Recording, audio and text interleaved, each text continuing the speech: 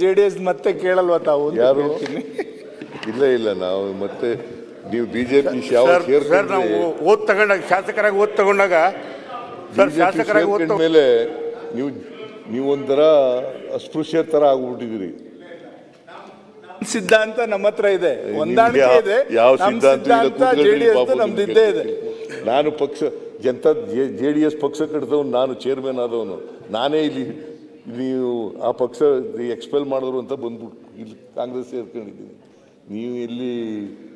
ನೀವು ನೋಡಿ ಯಾಕೆ ನಿಮ್ಗೆ ಹೇಳ್ತಾ ಇದ್ದೀನಿ ಅಂತಂದರೆ, ನಾನು ಅಧ್ಯಕ್ಷನಾಗಿರುವಾಗ 59 ಸ್ಥಾನ ಗೆಲ್ತು JDS. ಅದಾದಮೇಲೆ ಈಗ ಎಷ್ಟಿದ್ದೀರಿ?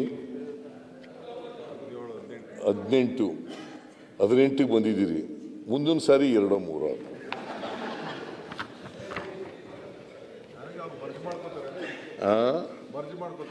ಅದಾದರೂ ಆಗ್ಬೋದು, ಮರ್ಜ್ ಆದರೆ ಆಗ್ಬೋದು, ಬಿಜೆಪಿ ಜೊತೆ ಮರ್ಜ್ ಆದರೂ ಆಗ್ಬೋದು.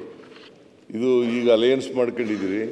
ಯಾಕಂತಂದರೆ ನಿಮ್ಮಲ್ಲಿ ಅನೇಕ ಜನ ಪಾಪ ಪಕ್ಷದಲ್ಲಿ ಉಳಿಬೇಕೋ ಬೇಡವೋ ಅಂತಕ್ಕಂಥ ಗೊಂದಲದಲ್ಲಿದ್ದರು.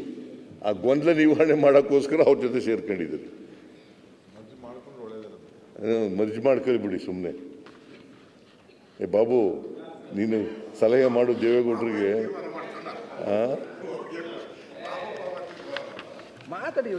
ಲೀಡರ್ ಒಂದು ನಿಮಿಷ ಲೀಡರ್ ಅಲ್ಲ